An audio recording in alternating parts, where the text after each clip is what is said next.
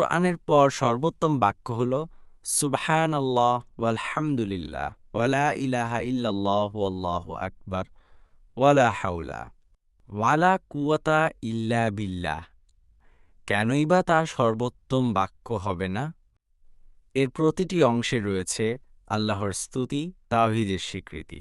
একটু চিন্তা করলেই তা পরিষ্কার হয়ে যাবে।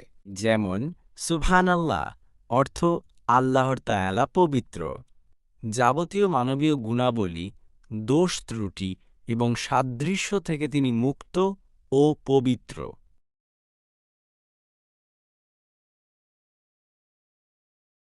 আলহামদুলিল্লাহ অর্থ সকল প্রশংসা আল্লাহর জন্য।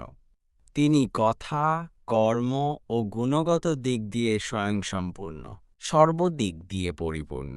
তার এই পূর্ণতা ভূত ভবিষ্যৎ ও সর্বকালে চিরন্তন। লা ইলাহা ইল্লাল্লাহ অর্থাৎ তিনি একমাত্র ইলাহ, তিনি একমাত্র মাবুদ, তিনি ছাড়া সব ইলাহ ভ্রান্ত। ইবাদাতের তিনি একমাত্র উপযুক্ত।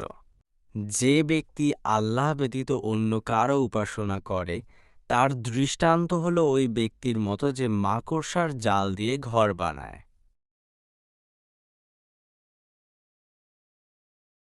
গ্রীষ্মে, বর্ষা ও বিপদে, দুর্যোগ ও দুর্ভোগে তাতে আশ্রয় নেয়, অথচ এটি তার জন্য কোনো উপকারই বয়ে আনতে পারে না।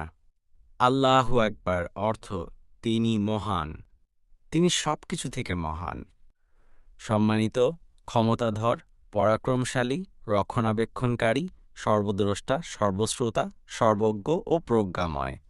এমন অর্থবহ অতি উত্তম বাক্যের তিনিই একমাত্র উপযুক্ত।